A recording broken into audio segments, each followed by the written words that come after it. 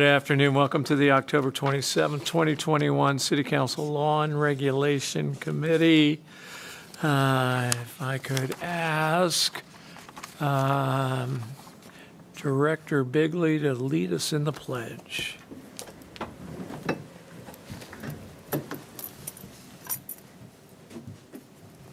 Pledge allegiance to the flag of the United States of America and to the republic for which it stands, one nation, under God, indivisible, with liberty and justice for all. Thank you. We've done the silent roll call. We'll open it for public comment. None. All right. We'll go to item 5, which are the minutes. And before us, we have the minutes of the prior meetings for August and September. Was that? I looked at it really quickly. July and August. July and August. I had no comment. There it is. It says right there. So before us are the minutes of the prior meetings. Councilmember Mendoza, was there anything you saw there? I have no revisions to the minutes as presented. I saw my name was spelled correctly everywhere, which is always a big accomplishment. So if there are no corrections, we'll move by acclamation. Consensus for the approval of the July 28th, 2021 and August 25th, 2021 Law and Regulation Committee meeting minutes. All right. Which takes us to the main event. All right. The reports of committees and staff, reports, comments, committee and staff. I'm going to start off in reverse order. You guys pay attention when I say things, don't you? So we're going to start off with the state and federal priority legislation first.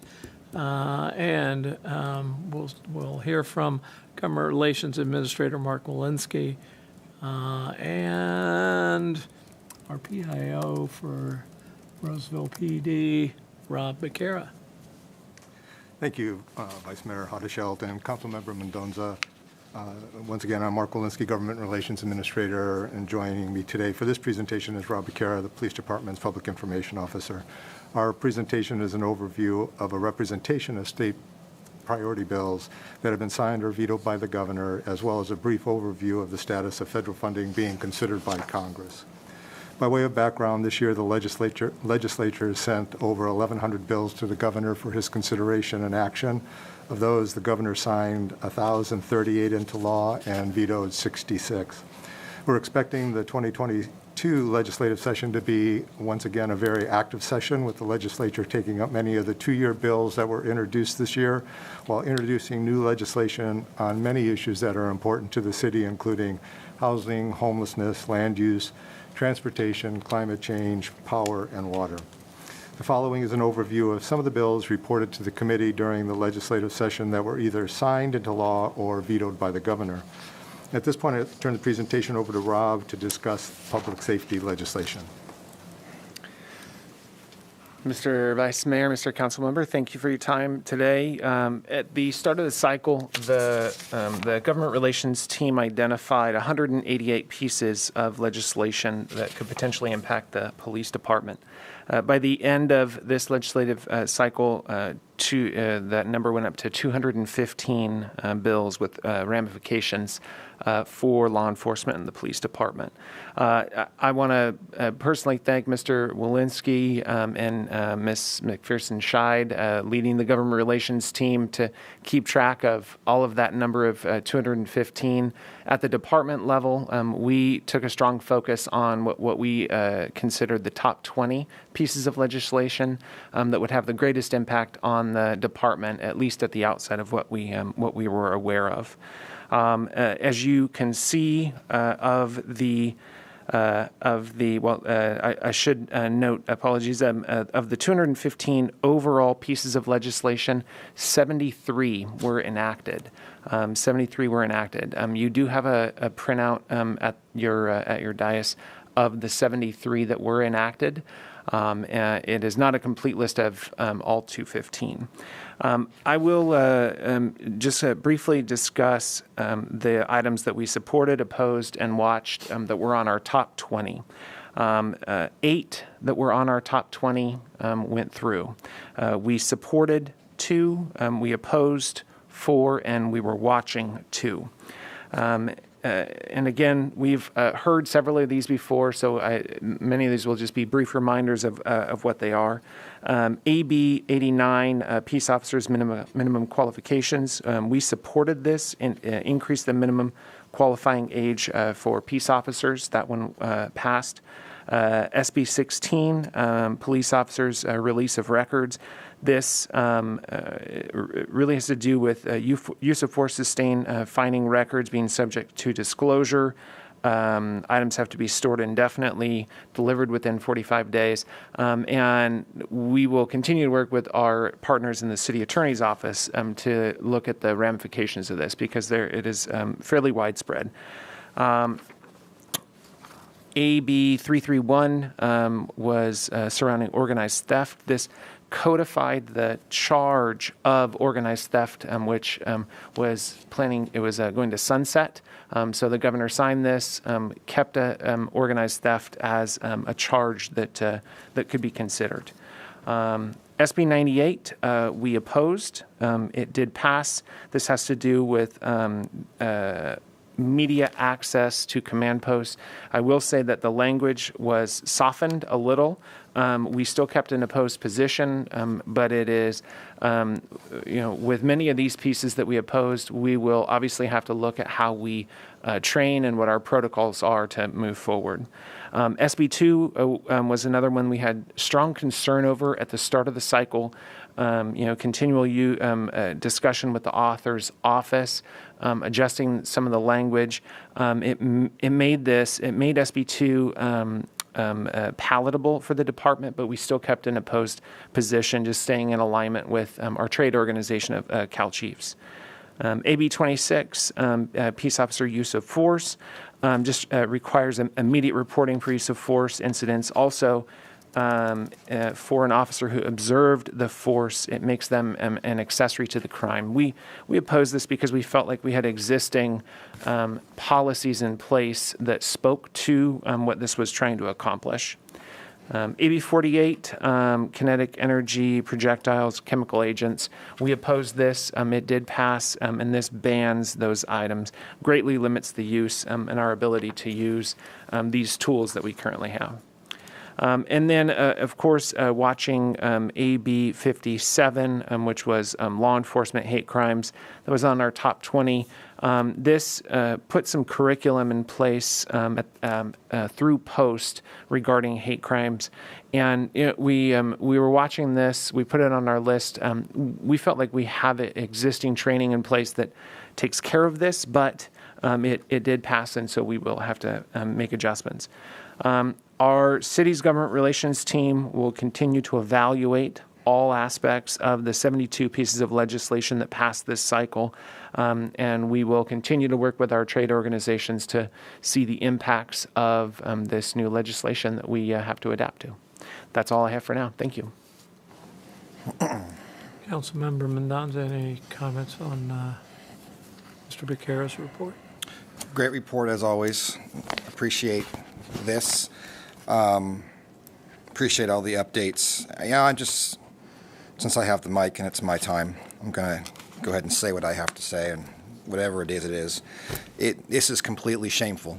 Some of these authors, as I go through this bill, and it's the same ones for many of them, this is a climate that we're currently in that was created by horribly authored and passed legislation over and over and over again. And now the fix that they're putting in place and the additional legislation they're jamming through, it's only making this worse. It's not providing our officers the resources they need. It's tying their hands. It's actually creating a more lawless environment, in my opinion.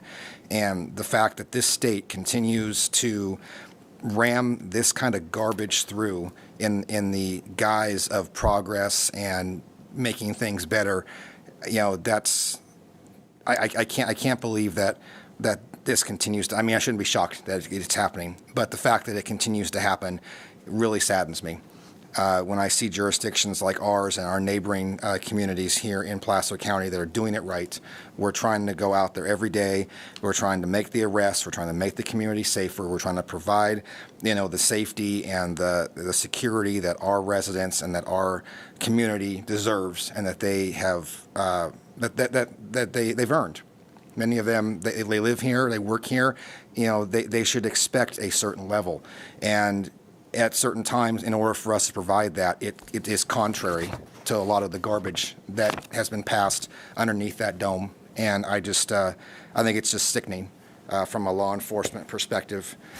Some of these authors should be ashamed of themselves. Some of them should be forced to go through a police academy. Some of them should be forced to go and get a post certificate and see what it's like to do this job, and then come back and write this legislation, and then come back and consult on what it takes and what tools should and shouldn't be provided to people who wear that badge with honor and with pride every single day, because a lot of them have no idea what goes on in these streets, and to pass this kind of stuff that allows further erosion of how we as a community and how you as officers get to do your job. It's just completely shameful. But I appreciate your update and your summary. It's always appreciated. And with that, I'll turn it over to our Vice Mayor. Yeah, one of the challenges of a democracy is balancing the viewpoints of a lot. And I think what Councilmember Mendoza is articulating is, this sort of tipped into a public policy or the public debate on things. And the challenge that's before you, whether it's the police department, whether it's housing, whether it's environmental utilities, whether that's electric or water, is to balance that out and to advocate not a one-size-fits-all approach, but to advocate for something that really is workable and sustainable. We have a model law enforcement department in the city of Roseville. Many of the things that are being advocated in larger metropolitan areas, we already have. We have a compassionate police, we have a compassionate law enforcement. I hate to even use the word police. And our citizens, as I think Councilmember Mendoza articulated, count on the security in their homes and their businesses, of the integrity of our law enforcement. And so it is challenging. And so I applaud you, and I think all of our advocates who really serve as a model to be collaboratively advocating and educating for our citizens and our businesses. It's a challenging environment, regardless of whether it's the contemporary issues we face today in law enforcement, or whether it's a regulatory landscape that we live in, in the environmental utilities world. So thank you for moving the needle a little bit more back to. I'm sure that you share the passion that, that Councilmember Mendoza is expressing, that you wish it had been more reflective of the actual character of our Roseville PD. So thank you for that. An excellent report, and as we know in the water and the utility world, the implementation, the implementation through regulation is always, well, I want to change chairs one day and give a report on my day, okay? So anyway, thank you for an excellent report, and thank you for your excellent efforts. Really, very much, on behalf of our community, very much appreciated. Any other, we're going to go to other prior, so let's get with, let's finish the state and federal priority legislation. We'll ask for any public comment. Okay. Back to you, Mr. Walensky. Thank you. So with respect to housing, given the need to address housing crisis in California, there were many housing bills that were introduced this year and then signed by the governor. The following three bills represent the types of housing bills that were passed by the legislature, and these are bills that have been reported to the committee throughout the legislative session. Senate Bill 7, the city had opposed this bill as it will require the lead agency to prepare an environmental impact report if the state has provided funding, whether environmental impact report is required or not. Furthermore, the bill will insert the state into a lead agency role by giving the governor the ability to certify a project before the agency has in some circumstances. There is some uncertainty that remains over what this means and really if the state has that authority. Senate Bill 9, the city likewise opposed this bill due to the requirement that a proposed housing development containing 2 residential units within a single-family residential zone will be considered ministerially approved without discretionary review or hearing if the proposed housing development meets certain criteria.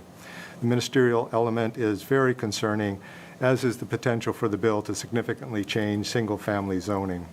And then finally, with Senate Bill 10, the city took a watch position on this bill and will need to assess how the bill might impact the city and/or provide opportunities for the city to further its housing objectives.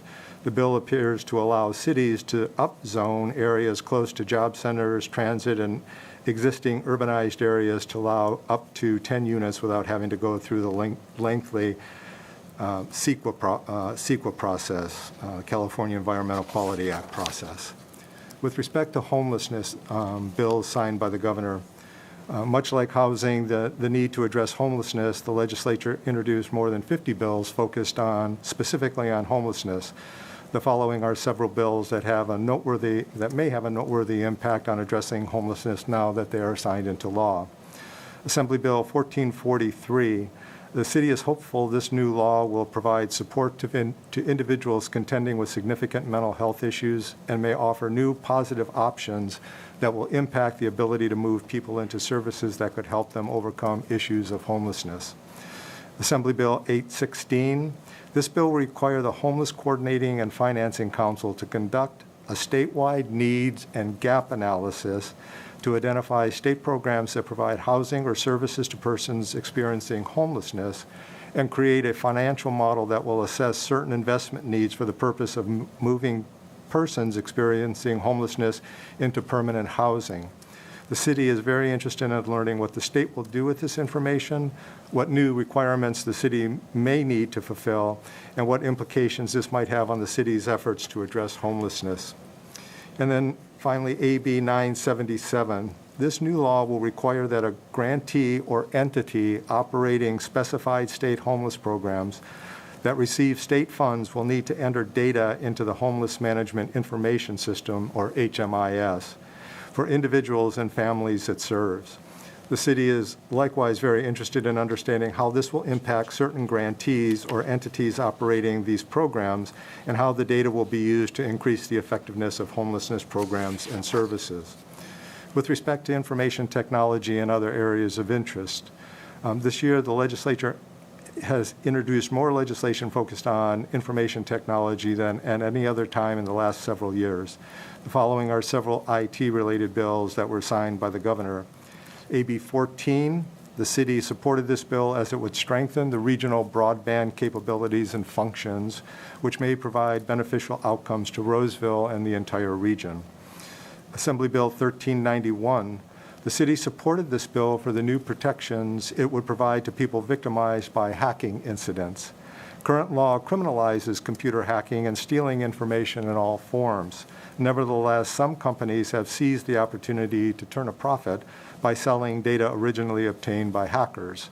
This bill would make it unlawful for a person to sell, purchase, or utilize data that the person knows or reasonably should know has been accessed or obtained through the commission of a crime. And with respect to other areas of interest, Senate Bill 278, the city opposed this bill as it will require public agencies to directly pay retirees and/or their beneficiaries disallowed retirement benefits using general fund dollars. This change eliminates any incentive CalPERS has to properly calculate benefit payments and places 100% of the total liability for disallowed retirement benefits on public agencies, abdicating all responsibility previously held by CalPERS to ensure that retirement benefits are calculated and administered correctly. And then finally, Senate Bill 341. The city supported this bill as it will require telecommunications providers to maintain public outage maps on their websites, which will increase transparency around the frequency of outages and where they are occurring. And as California faces a nearly year-round fire season, bills such as this are essential to better protect communications in high-risk areas and promote the availability of critical information during an emergency. With respect to legislation vetoed by the governor, there are 3 bills that were of interest to the city that were vetoed by the governor. Assembly Bill 122. The city had taken an opposed unless amended position on this bill. The bill would have allowed bicycles to treat stop signs as yield signs when there are no vehicles present. While staff didn't have concerns with this approach on residential or collector streets, staff did have concerns on this approach when entering a stop from a residential collector onto an arterial. Assembly Bill 1035, the city took a watch position on this bill to understand the final definition of department's standard specification, which appeared to include any future specifications for recycled materials. The staff was concerned this would require ongoing updates to local specifications whenever Caltrans updated their specifications. And then Senate Bill 792. The city supported this legislation due to the changing and rapidly evolving and expansion of e-commerce.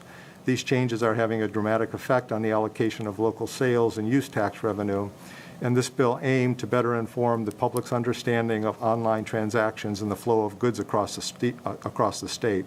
The new reporting requirement would have supported the study of impact of booming online sales and sales tax allocations across the state.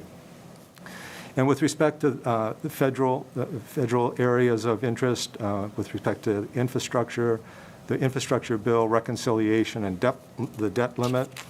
As you know, the Senate recently passed a massive $1.2 trillion infrastructure Investment and Jobs Act that includes a full surface transportation reauthorization bill, in addition to funding for the electric grid, broadband, water infrastructure, resiliency, and Western water storage, environmental remediation, and more.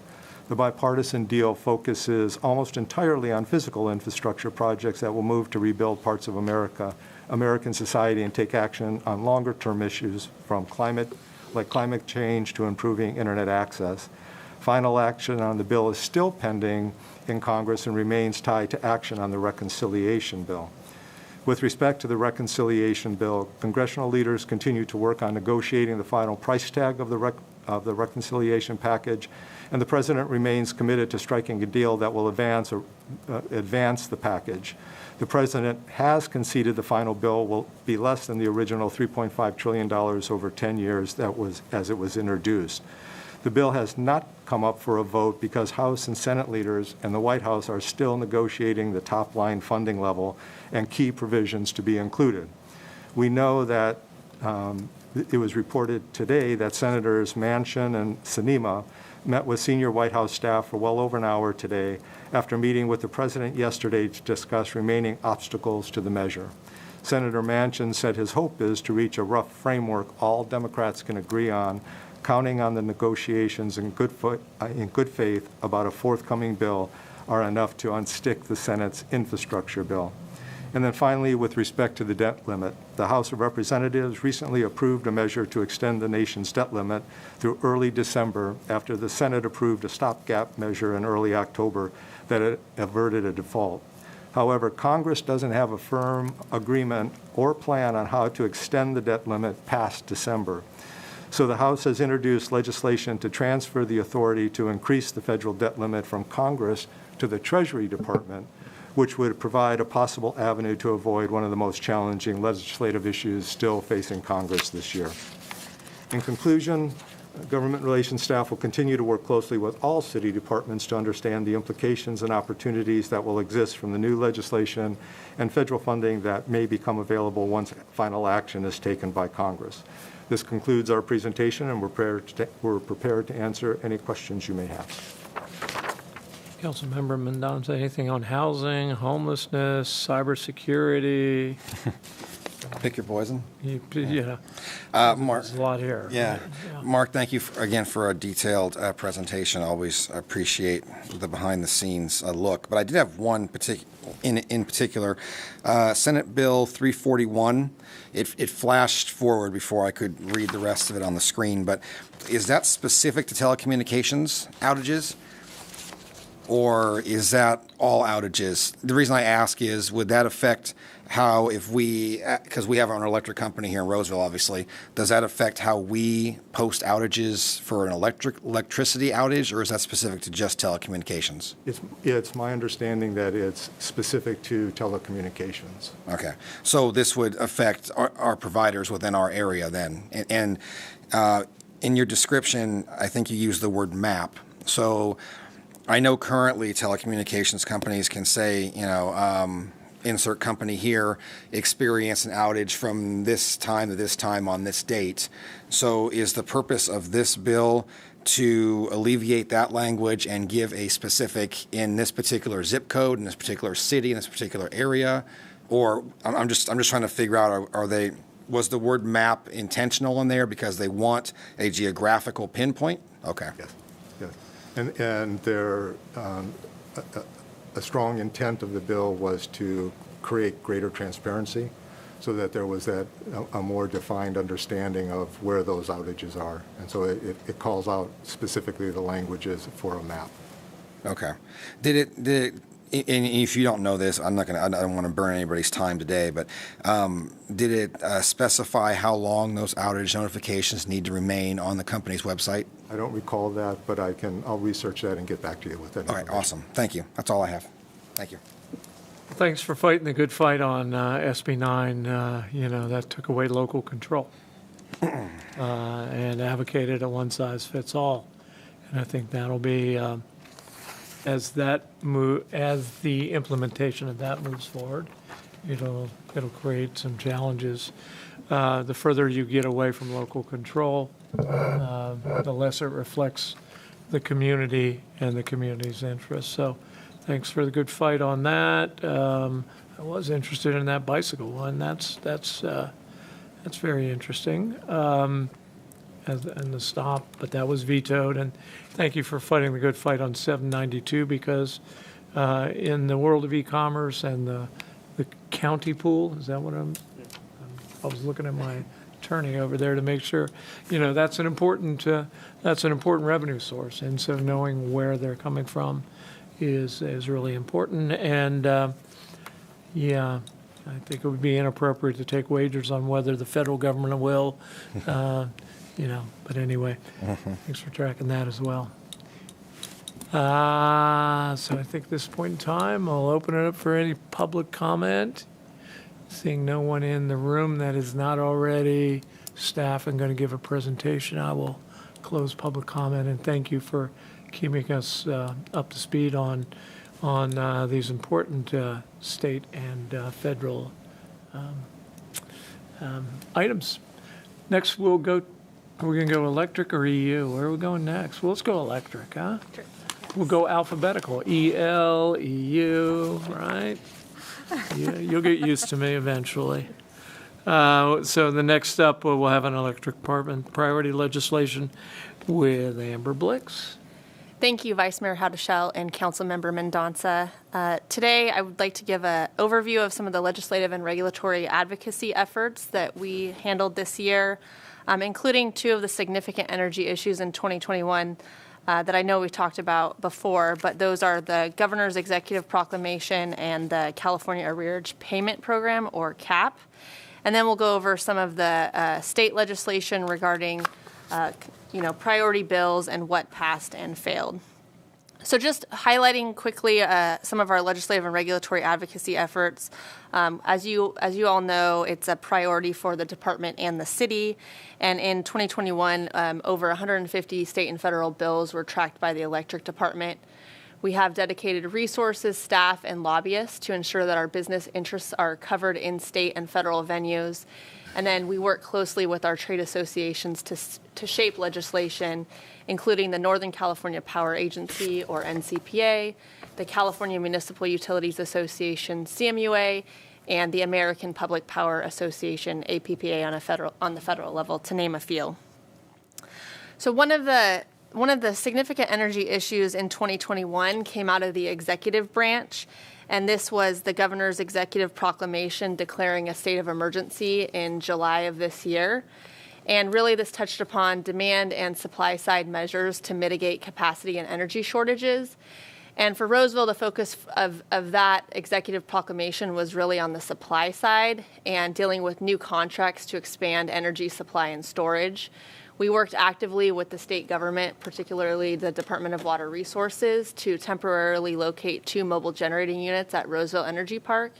And the generation will be used to support the state's electricity grid, with Roseville having the option to purchase the units in the future. And I know that the council has and this committee have obviously been briefed on these, but I just wanted to touch upon it again because it was a big issue that came out of the executive branch this year that we tracked. Could I just stop? Sure. We had an opportunity last Friday with members of the California Energy Commission, Cal ISO, and DWR to go see those 2 generators, and it was pretty impressive.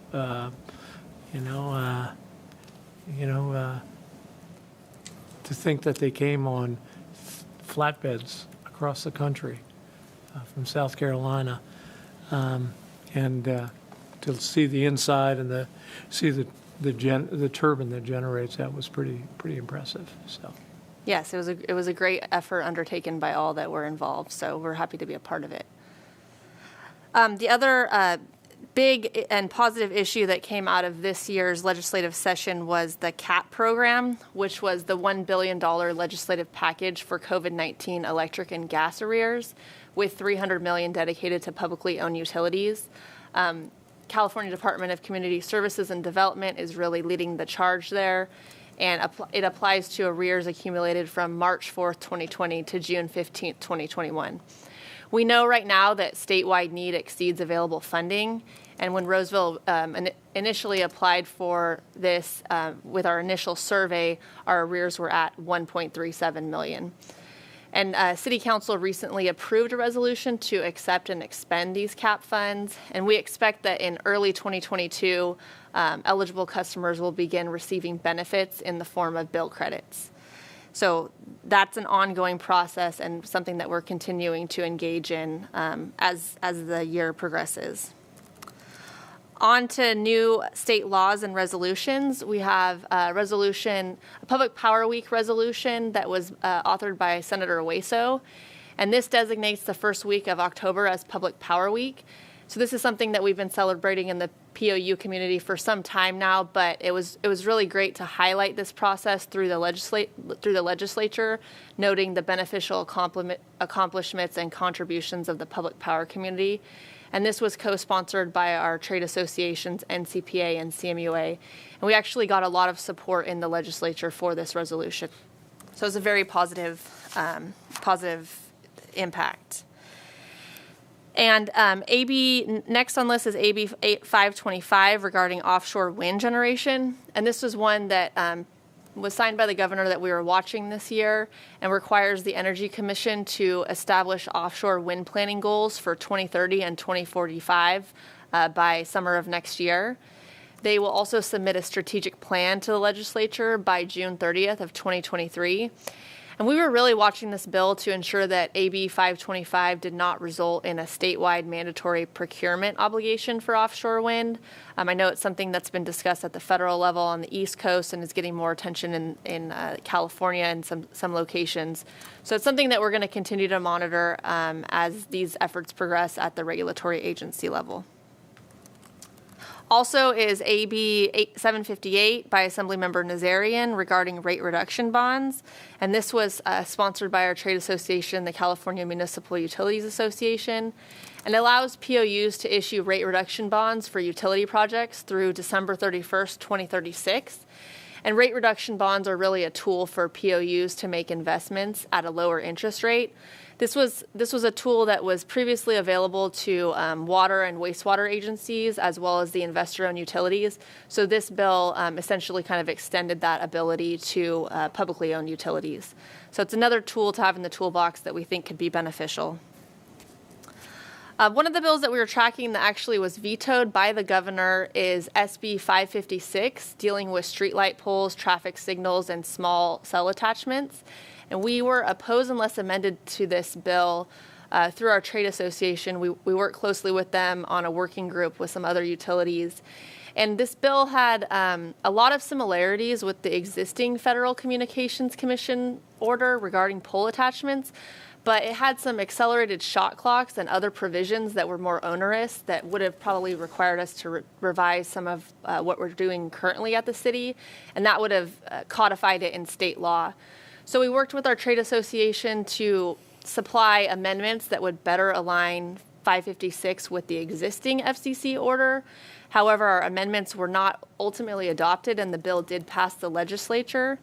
Thankfully, the governor ultimately vetoed this bill, and in his veto message, he noted the burden on publicly owned utilities and local governments. So we thought the fact that that was included in his veto message was a real positive that our message was being heard throughout the process.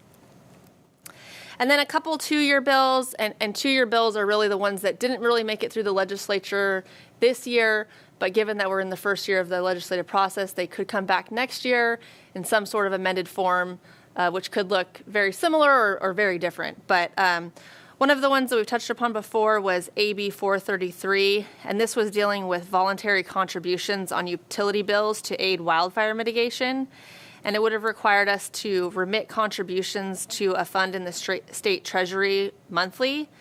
And really, our concern with this bill is that it would place the administrative responsibility on the publicly owned utility without any commensurate funding, and no requirement that the funds would return to the jurisdiction where they were collected. So we met early on in the session with the author's office to kind of discuss our concerns, and they were very receptive, and the bill was ultimately held. And then finally, the last two-year bill is SB 396, and this deals with transmission or distribution line clearances and the notice and opportunity to be heard. And what this bill would do was require the state to develop a standardized noticing content for electrical line clearances. We have a process that's working well in Roseville, through our door hangers and other efforts. This bill also would have required the timber to remain on site unless the landowner requests removal, and then the removal would be at no cost to the landowner.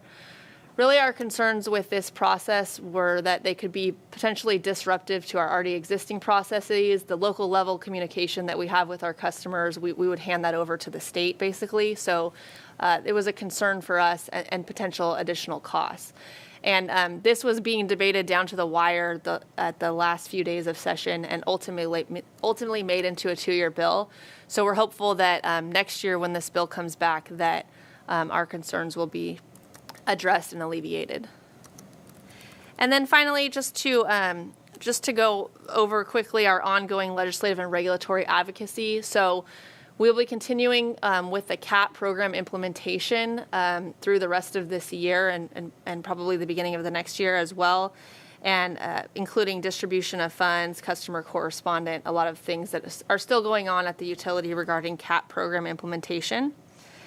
We're going to have continued legislative and regulatory engagement, especially at the Wildfire Safety Advisory Board, where they'll be putting out some advisory opinions on our wildfire plan, likely by the end of the year.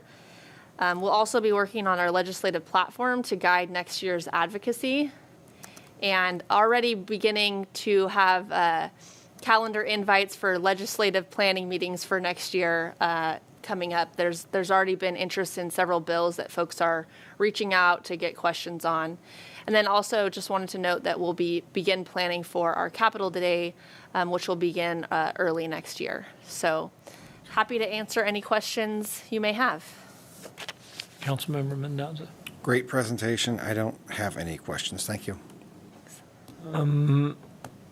Invites from legislative staff to work on bills or from trade associations to brainstorm about key legislation for next year? Yeah, trade associations to brainstorm for legislation for next year, but I think some of the carryover legislation, our trade associations have been reached out to by staff to kind of bounce different ideas about what could potentially work on certain legislation that maybe didn't work out this year. So a little bit of both, but mainly through our trade associations, yes. Okay. And then Capitol Day, is that a California Municipal Utility Association Capitol Day, not Yes. our Capitol Day? Yes, Right, so, exactly. Great.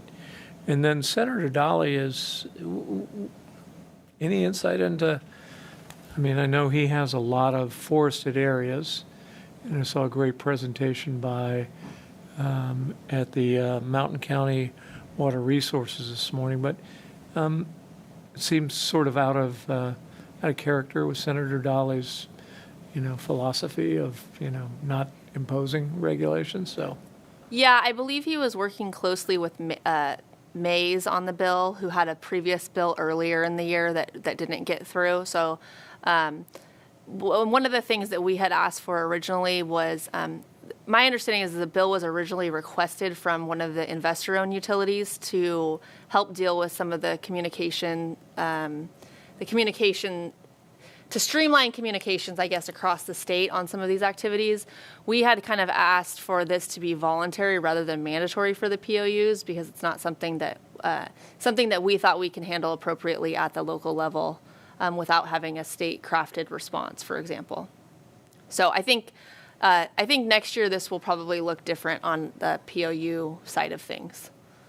And one of the things I heard at the mountain counties was that the Air Resources Control Board is starting to understand that wildfire mitigation, if they don't deal with wildfire mitigation in the private, national, and the state forests, all of that carbon overwhelms all the electric vehicles in the world, right? Yes, I think certain wildfires can exceed emission reductions that we've saved in a whole year, for example. Right. Okay. Thank you. Thanks for your good work. This will be increasingly important as we get rid of our gas-powered lawnmowers and leaf blowers. Oh, they're kind of noisy anyway, right? Public comment? No public comment. Let's go to water. Let's go to environmental utilities. All right. Hi. Good afternoon, Vice Mayor Haudashelt and Councilmember Mendonza. Today I'll be providing an update on bills that we've been actively engaged on and previously briefed this committee on as well. This year we tracked over 250 bills in the state legislature that could impact the three utilities under the Environmental Utilities Department, which are water, wastewater, and waste services, which is the solid waste. My presentation this afternoon is broken into 4 sections. The first will be new laws. The second will be vetoed bills, then 2-year bills, and then I'll close out with regulatory items. Moving on, thank you, to new laws. We have AB 332, which overrides recently adopted regulations requiring treated wood waste to be disposed of as hazardous waste. This measure had this measure not been adopted, customers and businesses alike would have had to follow strict hazardous waste procedures to transport wood from their old fences, decks, and arbors to hazardous waste facilities, which there is only one in California, and then the nearest one to us is up in Nevada. So now our residents can continue to safely dispose of their treated wood waste using the same procedures that have been in place for over a decade now. And I should note, before I move on, that we had some pretty good outcomes because all of the bills that I'm briefing you on this evening that became law are bills that we did support. So I just wanted to point that out.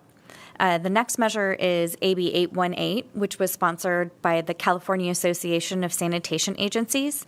And after 3 years of hard work and determination, they were able to pass a bill that establishes the strongest do not flush wipes labeling and public education requirements in the country. It is also important to note that they did this with agreements from the manufacturers of the wipes industry.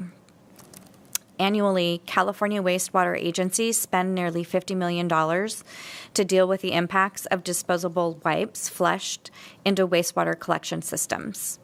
So now, by July 1st of 2022, all covered non-woven disposable wipes will have to be clearly labeled as do not flush. The next measure is SB 372, which establishes the medium and heavy-duty zero-emission vehicle fleet purchasing assistance program that will provide new financing tools and non-financial support to help local agencies like Roseville transition their fleets to zero-emission vehicles. The development of these supports has never been more important with the Governor's Executive Order N7920, which calls for 100% of in-state medium and heavy-duty vehicles sales to be zero emission by 2045. And in addition to that, the California Air Resources Board's proposed Clean Fleets regulation that is pushing that timeline up to 2026. I'll actually be providing an update on the Advanced Clean Fleet regulation a little bit later. The next measure is SB 472, which provides cities and counties the ability to increase fines and penalties for violations of a water theft ordinance. This measure was sponsored by the Elk Grove Water District and was supported by the Regional Water Authority, the Association of California Water Agencies, and the California Municipal Utilities Association, all of which we are members of. This bill will allow Roseville to increase fines and penalty amounts to further deter people from illegally connecting to our water system and potentially introducing contaminants into our system. This also has the potential to help prevent revenue loss, but also help Roseville meet new mandated conservation goals, as well as meet those goals and potentially avoid costly fines. The last measure is SB 619, and in 2016, SB 1383 was passed, which established targets to reduce short-lived climate pollutants. Last year, Cal Recycle released the final regulations in November of 2022, with the regulations taking effect, last year in 2020, and the regulations will take effect in 2022. What SB 619 does is it benefits local jurisdictions like Roseville, who are making a reasonable effort to implement these new regulations. Specifically, the measure limits Cal Recycle's ability to impose a penalty on a local jurisdiction until January 1st of 2023, so long as the local jurisdiction is making that good faith effort. Moving on to vetoed bills.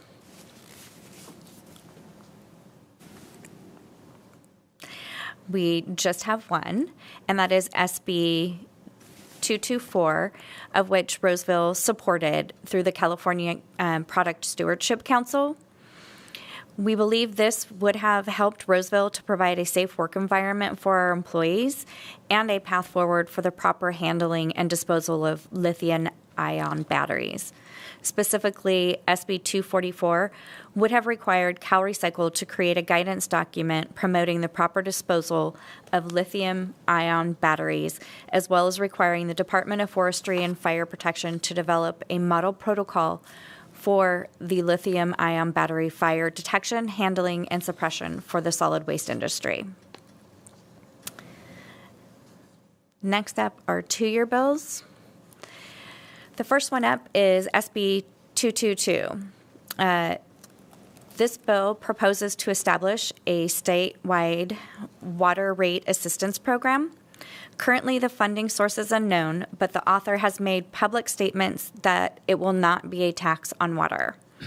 Through the legislative process, our associations were able to amend the bill so that the program looks very much like the new low-income household water assistance program that was created with the federal COVID funding. The program will be administered by the Community Services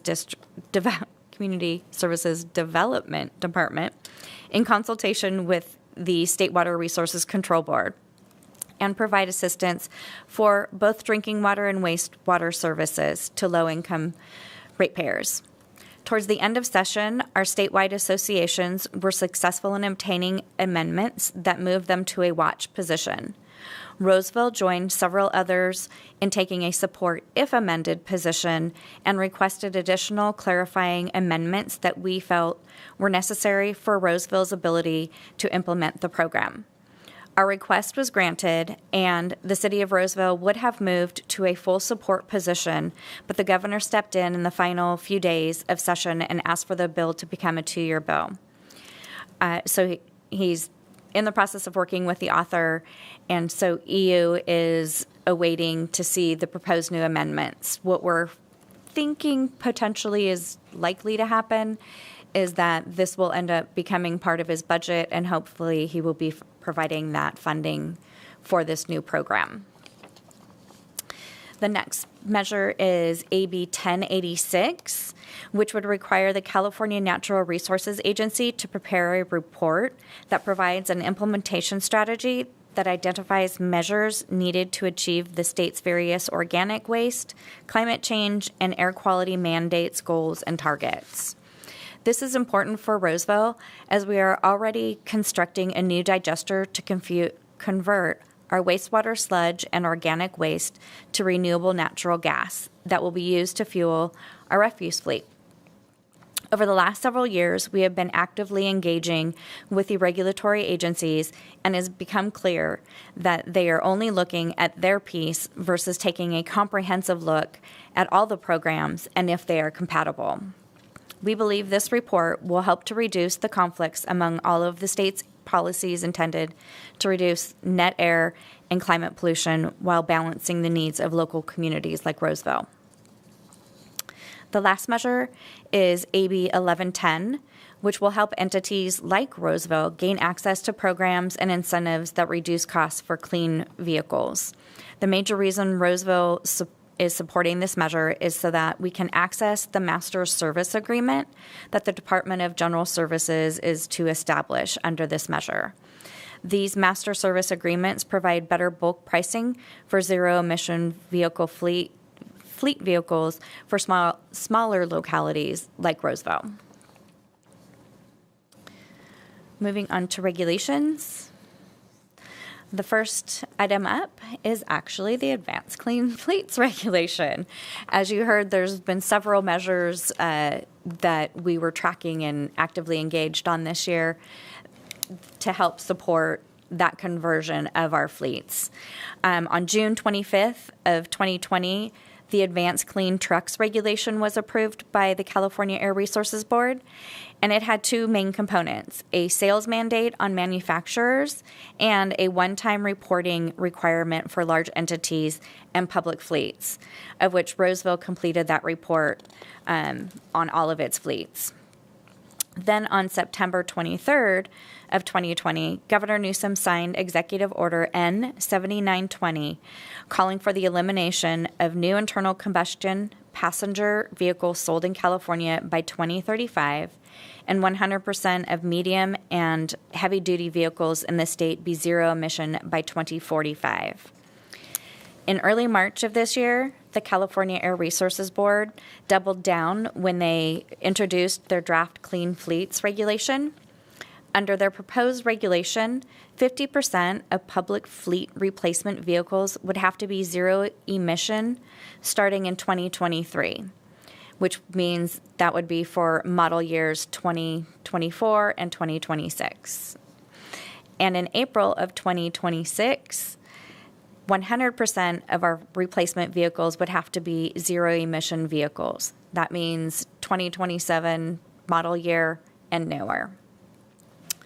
They have provided a continuance or are granting plug-in hybrids to be the same, considered to be the same as a zero-emission vehicle until 2035. All public fleets will be subject to extensive new annual reporting requirements.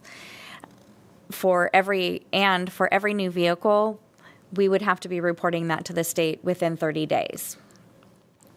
We have many concerns and are working with Roseville's fleet manager, Roseville Electric, and are participating in several of our state trade associations work groups and with our advocates to seek changes to to the proposed regulation.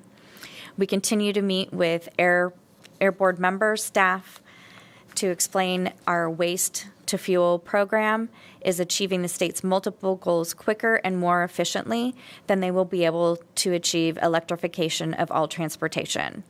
Earlier this month, we participated in a second workshop held by the Air Board staff for public fleets and are preparing comments to be submitted this coming Friday. The last item I'm going to be briefly covering is the PFAS Strategic Roadmap. On October 18th, the United States Environmental Protection Agency released the agency's PFAS Strategic Roadmap, which lays out an agency-wide approach to addressing PFAS. The roadmap sets timelines that EPA plans to take specific actions between 2022 and 2024. I just wanted to mention this now, as EU staff is going to be tracking and engaging on this issue over the next 3 years. And the first opportunity that we're going to be taking is taking advantage of is on November 2nd when they're having a second webinar for stakeholders. So, and with that, that concludes my presentation. If you have any questions. Councilmember? Great presentation. Thank you. A couple questions. On SB 427, the water theft with the enhanced penalties, Yes. is there any carve out in there? I mean, not that I know we're talking about huge, water theft that we go after, not the little things, but we have seen an uptick in the homeless tapping into our water, and that technically is theft. It's not theirs, and sometimes it runs, for a good while before we detect it or it's turned into us. Is there anything in this Senate bill that would carve out, preventative measures or ways that we could, go after this if it continues to happen in the same area by the same group of people? Specifically the homeless. Because, I mean, that's really where I'm getting at. Because, I mean, we do have I don't want to say significant, but we do have a detectable amount of theft, on a city level. And that's just because they're just, to access the water, it's usually they break it in some manner, and then obviously it's not repairable at that point by them. We have to get involved and go in there and fix it. So would this bill cover any of that, or is this just looking more of like the larger picture, of intentional theft by a consumer or resident? I'm trying to think of the best way to answer that because it does encompass all water theft, and in the case of potentially a homeless encampment or something like that, it would have to be towards an individual. So we have to find someone to actually go after it, like in any theft case. That would be my understanding. That was my fear, is that, in this particular case, they probably have nothing for us to go after.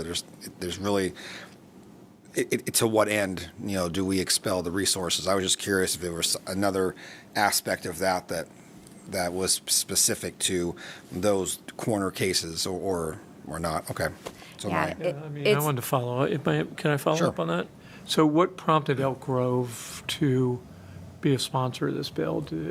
Was it, I know you get up country and there are illegal diversions for grow sites. it's a big deal. Was this that kind of? They did not give a specific. However, there's numerous reasons why. Right. One is the illegal grows. The other is there are some developers, especially during the times of drought, that will be tapping in. And there are cases in which some actual water agencies have opened up Fire hydrants and, okay. Yeah. Wonderful. Thank you. So Thanks for letting me interrupt. No Go worries. ahead. Go back. And then the other question I had was on AB 818, the pre-moistened non-disposable wipes. Yes. So on the packaging now, with the passage of this bill, it's going to have a message on there that says "Do not flush" on the packaging. Is that on some of the packaging now, or is this something new, or is this just they're just making it so that they all have to have it on there now? It is not on packaging now. And oftentimes what you'll see are images or references to implicate or indicate that they would be flushable when they really aren't. And so this is really going after, and it will be very noticeable. It can't be, that size 9 type font where you really can't see it. It has to be very readily seeable on the packaging, as this is do not flush. And then is this kind of like a first step in a long-range goal to ban these altogether? Because I know that we talk about this almost every time we meet, and I'm aware this is a huge problem. I think you rambled off a number of 50 million, I'm sorry. $50 million statewide. Yeah, that's nothing to sneeze at. So I'm just wondering, is this kind of like the beginning of the sunset of these? Or, I guess what I'm getting down to is the average consumer who's buying these, to your point, they're making the message big enough now where you can't miss it, but whether or not you choose to ignore it obviously is up to you. If the decrease isn't there, is there anything in this bill where it ratchets up to a certain point where this just gets eliminated altogether? That's not the intent. More so the intent would be to try and push the manufacturers to actually make them out of materials that do disintegrate. And so then they don't have to put that labeling on it. There's 1 or 2 manufacturers out there currently, and there are tests that are available to test the fabrics to see if they will dissolve. And so that was one of the tactics that was used, was trying to require those manufacturers to run through this test before they can be labeled flushable.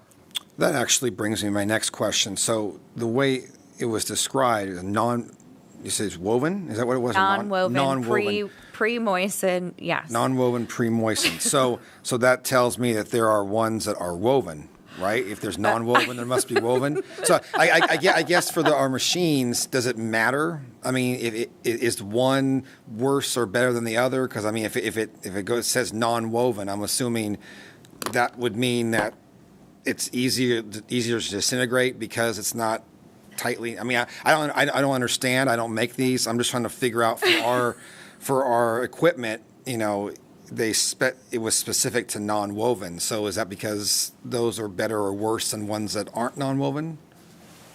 From my understanding, it has to do with the chemical makeup of what's being used to bind. Okay. Bind it together. For our people who are watching at home, I'm just, if they're asking, if that's the case, I'm going to buy the woven ones, because the non-woven ones obviously are bad because they're bringing this up in the bill.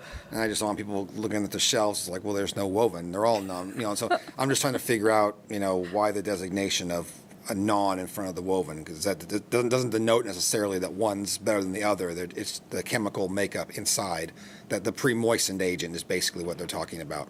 I don't know if it's the pre-moistened, but it definitely has to do with the makeup of the material that's being used to make the sheet. Okay. And so these wipes are used in various things. There's makeup wipes. They have them for dogs and cats and quick cleanups and things. So this is across the board. Anything that's considered non-woven. It's not specific to just ones you would flush. That we're talking about anything produced. That's correct. Okay, awesome. Thank you. You're welcome. Councilmember Mendoza did the most important thing here. He provided public education, right, which is part of this bill, which I think is the important thing. And certainly the producers of that don't want to ever get to the point where they're creating some environmental liability for themselves. So, I'm sure they'll be very active in addition to increasing the font size, to doing the public education, right? Because much like the PFAS and these end up in the environment. And then Yes. somebody will have to pay for the cleanup or an abatement associated with that. I want to ask a question that's not even on your presentation, which was awesome as always. Okay. How many acre feet do we have in the lake? Oh, man, really? That's not fair. I know, because I looked it not up. fair. Three, Okay, I'll let you 302 say it or I'll turn this direction. 302, right? And going up and not letting it out. So we're getting Wonderful. we're getting close, right? I mean, you know, that was a nice little storm we had, right? And so yeah, no, I looked it up because I wouldn't leave you there, right? Thank you for saving You know, me. I mean that on the charts, you look at the graph and it is shoop, straight up. Straight right? up, yes. Straight up. That was and one of the greatest things I've talked about this before, but one of the greatest things we have a lot of great dashboards and data tools, and one of my favorite that I posted on Facebook is called WET. It's Water and the Environment, and I forget what the T stands for. That shows very localized how much rain you get in your neighborhood. So anyway, wonderful presentation. Keep fighting the good fight. And I don't see anyone in the chambers for public comment, so thank you. Mr. Walensky, will you take us home? Absolutely. So the next, the November L&R committee meeting will be canceled due to the Thanksgiving holiday. And the December L&R committee meeting is being, will similarly be canceled, but the city council will be holding their legislative platform workshop in its place, which will be on December 15th at 4:30 before the regularly scheduled council meeting on that day. Right. And we had an opportunity to go out to the Barton Road treatment plant, and is it a treatment? It's not a treatment plant. Is it a treatment plant? Beautiful location. Yeah, celebrate its 50th anniversary. You know, in the article that was posted on Facebook from back then, I noticed that in one article off to the side, a couple of our representatives, the city manager, but they received a telegram from, in 1971, they were still evidently using telegrams. But Mayor Buljan and city manager, I forget who the city manager was, but they received a telegram from Congress to come out to work on things. So that was a big celebration and shows the innovation. And of course, at our city council meeting just last week, we approved the bids for 2 new ASR sites. So excited about that because we've got to be prepared for the next extended dry period. I saw that same article when I was there with you and the other council members, and I felt like it was a great missed opportunity by the middle school to have some pop quizzes on, There you go. on some of the information and former leadership here in the city. So hopefully, they'll take advantage of that. Yeah. Well, unless there's anything else to come before us, we will be adjourned until our December 15th legislative platform meeting. So thank you all for your great work.